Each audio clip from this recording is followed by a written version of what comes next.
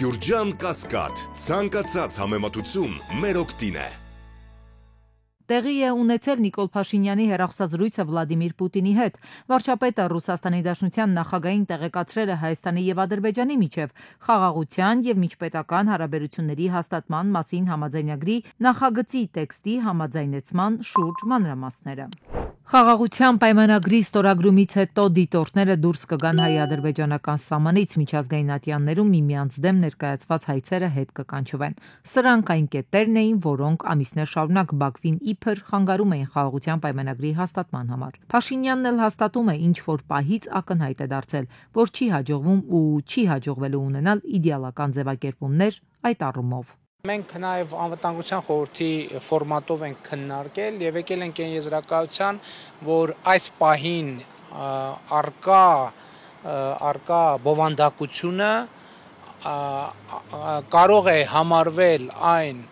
փող զիջումային տարբերակը, որը կարող է ընդունելի լինել։ Գործ ունենք մարդու իրավունքների հետ միջազգային իրավունքի մասնագետն է պարզաբանում։ Մի կողմից պետությունը իշա երրորդ անձանց պաշտպանության դիմում է գործողությունների ու ակնկալիք է ձևավորում, որ իր քաղաքացու իրավունքները պաշտպանված են, բայց երբ քաղաքական գործընթացի շրջանակում հետ է կանչում հայցերը, փաստորեն արձանագրում է, որ այդ մարդկանց իրավունքները պաշտպանված չեն։ Թույլատրելի կլիներ, եթե գոնե մասնակի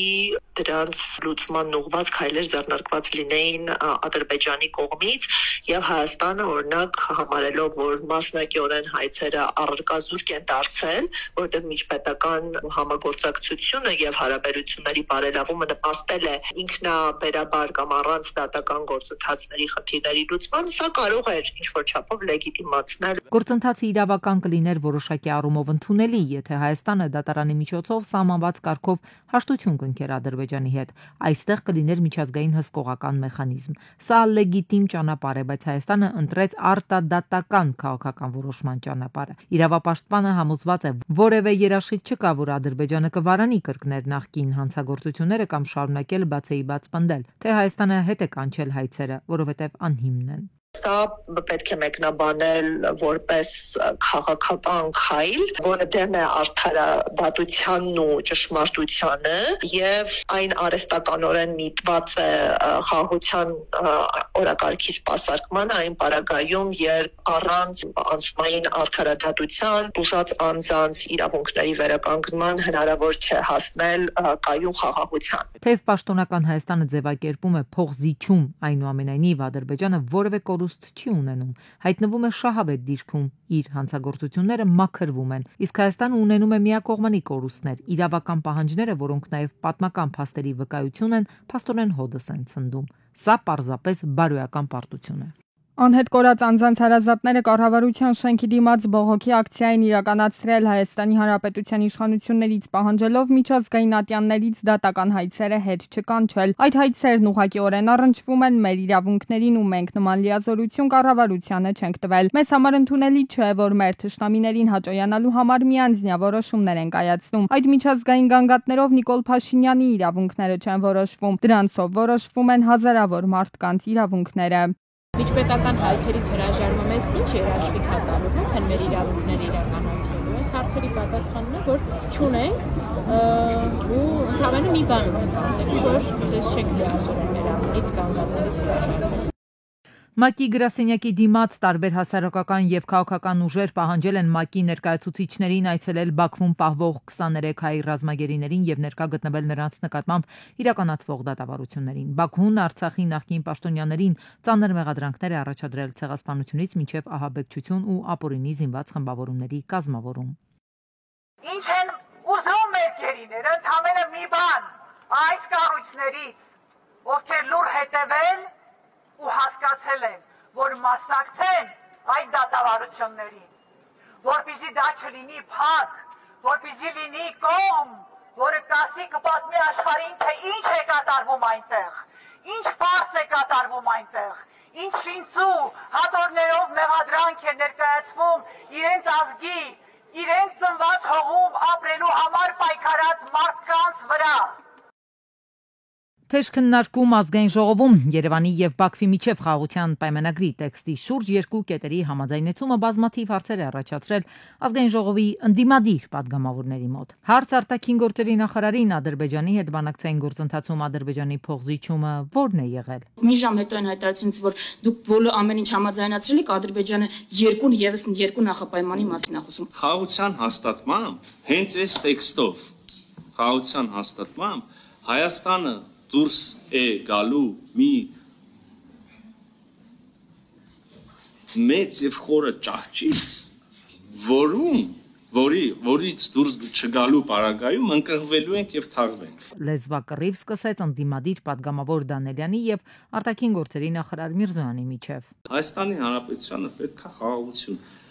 Մի բան էլ ասեմ, կհամարձակեմ ենթադրել, որ այստեղ նստած մեր ընդդիմադիր գործընկերներից շատերը իզնից լավ գիտեն դա։ Ես առաջարկում եմ չմտնել այդ թակարդը մարդկանց հիմար բաներով չխաբել։ Հիմար բաներով խաբելը ո՞րն է։ Հիմարություն ես համարում եմ, ասեմ, պարոն Դանելյան, խաբկանքը, պատրանքը, որը կարող է տրվել ժողովրդին, պատրանք այն մասին, որ օրինակ խաղաղությունը ունի այլընտրանք իդեմս պատերազմի, իդեմս հոխորտանքների, իդեմս ռազմական գործ։ Հիմա սրա մասին է խոսքը։ Ալիևը հրապարակավ չի հայտարարել, սակայն արտաքին գործերի նախարար Միրզոյանի ձևակերպմամբ Հայաստանն ու Ադրբեջանը այդ համաձայնագրով ճանաչում են նույն կերպ միմյանց տարածքային ամբողջականությունը։ Եվ ըստ Միրզոյանի համաձայնագիրն ամբողջությամբ բխում է Հայաստանի շահերից։ Քառակուսի մետրով համաձայնագրում նշված չի, բայց եւ Հայաստանը եւ Ադրբեջանը համաձայնագրով ճանաչում են նույն կերպ միմյանց տարածքային ամբողջականություն։ Միրզոյանի ձևակերպմամբ Հայաստանի եւ Ադրբեջանի միջև խաղաղության համաձայնագրի տեքստում չկա դրույթ այն մասին, որ մինչև Խորհրդային Միության փլուզումը երկու երկրների տարածքներում բնակեցված եւ այդ տարածքները լքած մարդիկ պետք է վերադառնան իրենց տները կամ այն տարածքներ, որտեղ իրենց նախնիները ապրել են։ Միրզոյանի ձևակերպմամբ տեքստում նաեւ չկա որևէ դրույթ, այսպես կոչված միջանցքի ընդհանրապես ապաշրջափակման մեխանիզմների մասին։ Արտաքին գործերի նախարարը անդրադարձավ նաև ԵԱՀԿ Մինսկի խմբի գործունեությանը, նշելով, որ համաձայնագրի ստորագրումից հետո կարելի է ինստիտուցիոնալ առումով համարել, որ հակամարտությունը մոտեցավ ավարտին։ Եվ այդ պահին ըստ Միրզոյանի կարելի է ասել, որ Մինսկի խմբի գործունեության անհրաժեշտությունը այլևս չկա։ Եվրոպական միությունը ողջունել է Հայաստանի եւ Ադրբեջանի միջև հայտարարությունները խաղաղության համաձայնագրի շուրջ բանակցությունների ավարտի եւ միջպետական հարաբերությունների հաստատման վերաբերյալ, նշված է Հայաստանում Եվրամիության առաքելության տարածած հաղորդագրության մեջ։ Այս հայտարարությունները վճռորոշ քայլ է տարածաշրջանում կայուն խաղաղության եւ անվտանգության ճանապարհին եւ կարեւոր է պահպանել այս թափը եւ ապահովել, որ գործընթացը սահուն ավարտվի, օգտագործելով երկու կողմերի նույն տեսլականն ու փոխզիջման մոտեցումը։ Պեկինը հույս ունի Հայաստանի եւ Ադրբեջանի միջև առկա տարաձայնությունների հետագա վերացմանը։ Այս մասին հայտարարել է Չինաստանի արտաքին գործերի նախարարության պաշտոնական ներկայացուցիչ Մաո Նինգը, մեկնաբանելով Երևանի եւ Բաքվի միջև խաղաղության համաձայնագրի բանակցությունների ավարտին։ Չինաստանն անկեղծորեն հուսով է, որ Հայաստանն ու Ադրբեջանը կլուծեն իրենց փոխադարձ հակասությունները եւ տարաձայնությունները։ Մարտի 13-ից 14-ը Հայաստանի պաշտպանության նախարարության պաշտպանական քաղաքականության եւ միջազգային գործակցության վարչության պետ Լևոն Այվազյանի եւ Լիտվայի Հանրապետության ազգային պաշտպանության նախարարության միջազգային հարաբերությունների գործողությունների խմբի ղեկավար Ալգրիդաս Նորկուսի գլխավորած պատվիրակությունների միջև Վիլնյուսում անցկացվել են Հայաստան-Լիտվա երկկողմ պաշտպանական խորհրդակցություններ։ Խորհրդակցությունների ավարտին ստորագրվել է պաշտպանության նախարարության եւ Լիտվայի ազգային պաշտպանության նախարարության միջև գործակցության 2025 թվականի պլանը, որն ընդգրկում է մի շարք միջոցառումներ Հայաստանում եւ Լիտվայում։ Մոտ ապագայում սպասվում է Իրանի արտաքին գործերի նախարար Աբբաս Արաղչիի այցը Երևան։ Այս մասին ասել է Արարատ Միրզոյանը 2024 թվականի կատարման ընթացքի եւ արդյունքների մասին զեկույցի ներկայացման ժամանակ։ Ներկայացնելով 2024-ի երկու կողմից իրականացված այցերը, Միրզոյանը նաեւ նշել է. «Արդեն ընթացիկ տարվա փետրվարին ես հնարավորություն ունեցա Ժնևում հանդիպել նախարար Արաղչիին եւ առաջիկայում եւս սպասվում են շփումներ։ Մենք սպասում ենք նախարար Արաղչիին մոտ ապագայում Երևանում»։ Ադրբեջանը 2024 թվականին պաշտպանության վրա ծախսել է գրեթե 4 միլիարդ դոլար, այս մասին ասել է Ադրբեջանի Հանրապետության վարչապետ Ալի Ասադովը։ Նրա խոսքով 2024 թվականին առաջնահերթ ծախսերը ներառել են երկրի պաշտպանության ամրապնդումը, պետական սահմանների պաշտպանությունը, բանակի նյութատեխնիկական բազայի արդիականացումը, զինծառայողների սոցիալական ապահովության եւ ծառայության պայմանների բարելավումը։ Ռուսաստանի Դաշնության նախագահ Վլադիմիր Պուտինը ընդունել է Ամերիկայի Միացյալ Նահանգների նախագահի հատուկ բանագնաց Սթիվ Ուիթքոֆին եւ նրա միջոցով տեղեկություններ եւ լրացուցիչ ազդակներ է փոխանցել Դոնալդ Թրամփին։ Այս մասին հայտարարել է Ռուսաստանի Դաշնության նախագահի մամուլի քարտուղար Դմիտրի Պեսկովը։ Ուկրաինայում կարգավորման հարցում զգուշավոր լավատեսության հիմքեր կան, հավելել է Պեսկովը։ Դոնատելա Վերսաչեն շուրջ 30 տարի եղել է հեղինակավոր Վերսաչե նորաձևության տան կրեատիվ տնօրենը, հայտնել է պաշտոնը թողնելու մասին։ Նրան կփոխարինի Դարիո Վիտալեն։ Ինձ համար մեծագույն պատիվ էր շարունակել եղբորս Ջանի ժառանգությունը։ Նա իսկական հանճար էր, բայց հուսով եմ, որ ես պահպանեցի նրա ոգին եւ համառությունը։ Բրենդի գլխավոր դեսպանի իմ նոր պաշտոնում ես կմնամ Վերսաչեի ամենամեծ երկրպագուն։ Վերսաչեն իմ ԴՆԹ-ում է եւ ընդմիշտ իմ սրտում, գրել է Դոնատելա Վերսաչեն։ Հանրային տրանսպորտից օգտվելիս չվճարես կտուգանվես նախաձեռնությունը քաղաքային իշխանությանն է։ Իրականություն կդառնա, երբ ազգային ժողովը հավանություն տա։ Լուրը հաստատել է քաղաքապետի մամուլի խոսնակ Հայկ Կոստանյանը։ Նրա խոսքով տուգանքների կիրառման ժամկետները դեռ հստակ չեն։ Հանրային քննարկմանը ներկայացվել օրենքների նախագծի փաթեթ, որով նախատեսվում է տուգանք 15,000 դրամի չափով, եթե չվճարես։ Իսկ այն դեպքում, երբ արտոնություն ունեցող անձի փոխարեն երթևեկի այլ անձ կտուգանվի 18,000 դրամի չափով։ Վճարող մարդը, ինչի՞ չվճարող մարդու համար պետք է վճարի։ Այսինքն ես եթե տրանսպորտից կամ դուք տրանսպորտից օգտվում եք, դրա համար վճարում եք, այդ գումարը գալիս է Երևանի քաղաքապետարան, որպեսզի Երևանի քաղաքապետարանը SSS ուղղություններով նոր ավելի ծավալուն բաներ իրականացնի, փոխարենը մարդիկ ուղղակի չեն վճարում ու ինչ որ մի կերպ այդ ընթացքը Երևանի քաղաքապետարանի դանդաղեցնում են, որոշակի խնդիրների են բերում։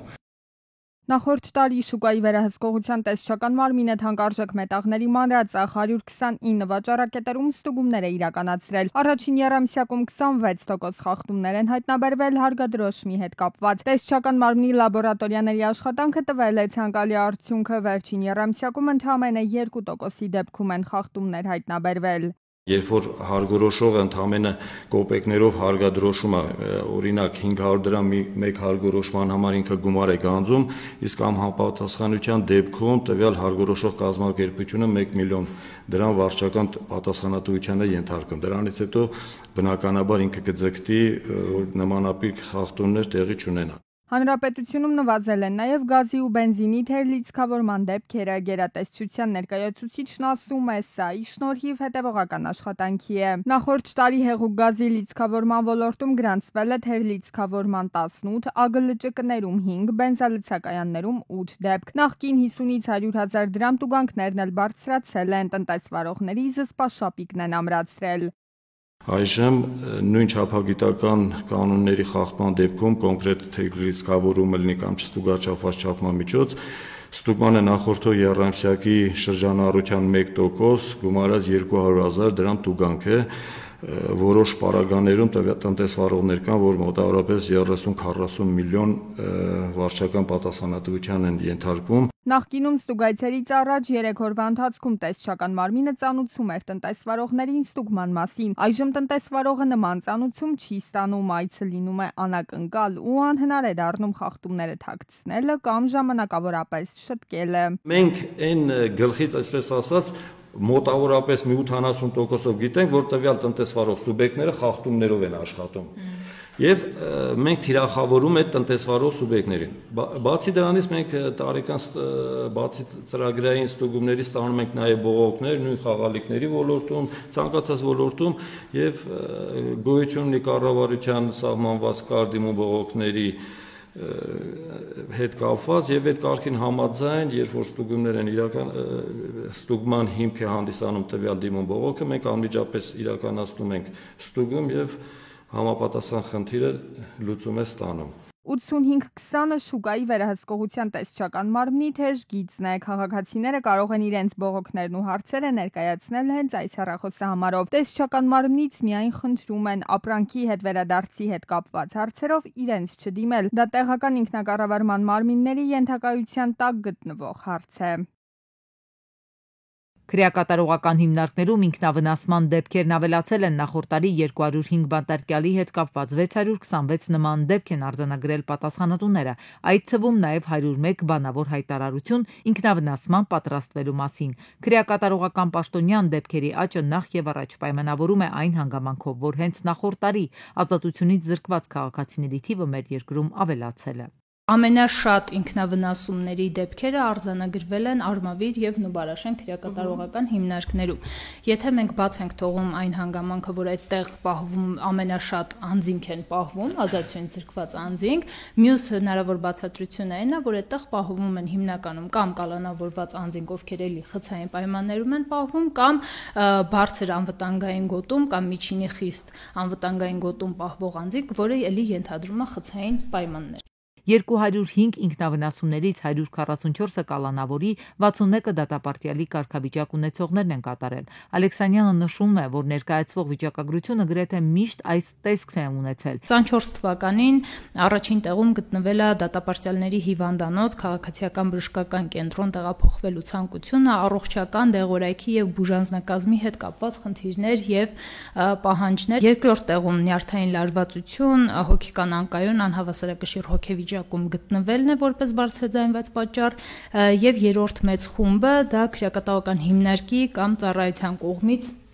կայացված որոշումների հետ անհամաձայնությունն է։ Քրեակատարողական հիմնարկներում հասարակական վերահսկողություն իրականացնող խումբը եւս նույն պատճառներն է առավել հաճախ լսել ինքնավնասումներ կատարած անձանցից, սակայն խմբի ղեկավարը նշում է անպատասխան մնացած հարցեր կան։ Լավ կատարվել է ինքնավնասումը, լավ կատարվել է մահվան դեպքը, հա, իրական մահվան դեպքը, քանի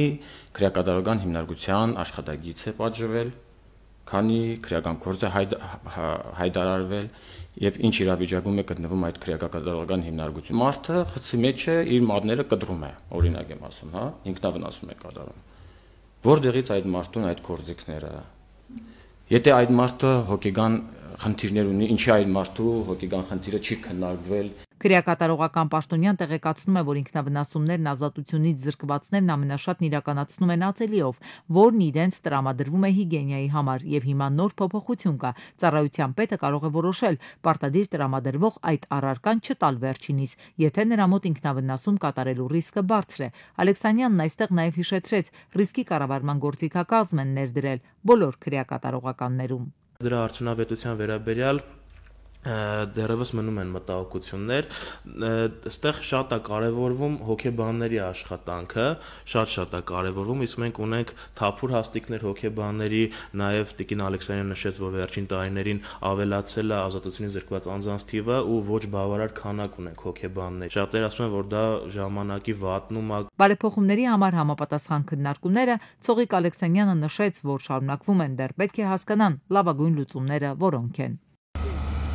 Մարտի 13-ին ողբերգական դեպք է տեղի ունեցել Մայրաքաղաքում Նոր Խարբերդի անտարային փողոցի տներից մեկի հողամասում դի է հայտնաբերվել։ Ժամանել են Երևանի քրեական ոստիկանության եւ Շենգավիթի բաժնի պետերը, ոստիկանության բարեկային ծառայության Երևան քաղաքի գնդի 3-րդ գումարտակի 3-րդ վաշտի բարեկները, նաեւ բարեկային ծառայության Արարատի մարզի գումարտակի առաջին վաշտի բարեկները։ Դին փրկարար ծառայության Երևանի թիվ 6-րդ հրշեջ փրկարարական ջոկատի հրշեջներն են հայտնաբերել։ Մարելով սեփական տան տարածքում եղած չոր խոտում ու եղեգներում առաջացած հրդեհը։ Նախաձեռնվել է քրեական վարույթ։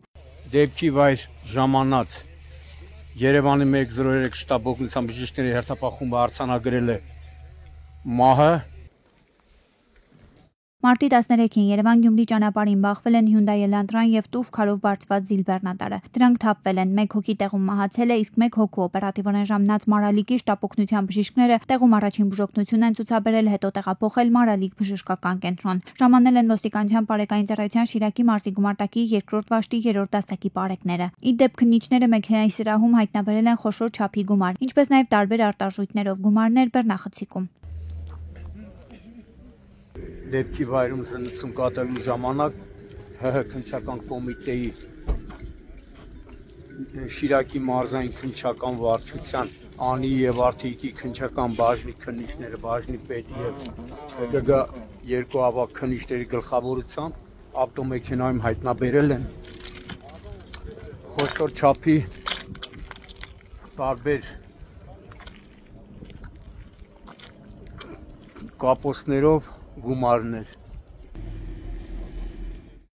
Նույն օրը 60-ամյա Գառնիկը Երևանի քաղաքապետարանի հաշվեկշռում հաշվառված թիվ 15 երթուղին սպասարկող ժոնգթոնք ավտոբուսով Շիրակի փողոցի 84 հասցեի մոտ վրաերթի ենթարկել տղամարդու։ Երևանի շտապօգնության բժիշկների հերթապահումն արձանագրել են հետիոտնի մահը։ Ժամանել են ոստիկանության բարեկային ծառայության Երևան քաղաքի գնդի 4-րդ գումարտակի 3-րդ վաշտի պարեկները։ Իսկ Կոտայքի մարզում Երևան-Սևան-Իջևան ճանապարհին բախվել են 35-ամյա Կամո Դանիելյանի վարած թիվ 275 Երևան-Չարենցավան երթուղին սպասարկող գազելը, 35-ամյա Սասուն Եղիազարյանի Մերսեդեսն ու 28-ամյա Տիգրան Հարությունյանի վազ 2121-ը։ Մեկ հոգի տեղափոխվել է Աբովյան բժշկական կենտրոն, վիրավորին էլ առաջին օգնության են հասել քաղաքացիները։ Օպերատիվորեն ժամանած Աբովյանի շտապօգնության բժիշկների հերթապահումբը։ Տեղում էին ոստիկանության բարեկային ծառայության Կոտայքի մարզի գումարտակի 2-րդ վաշտի առաջին դասակի պարեկները։ Ի դեպ վազ 2121-ը եղել է կայանված։ Իմ տեղեկություններով մի բան եղել է կայանված, բախումը տեղի է ունեցել Մերսեդեսի եւ Գազելի միջեւ։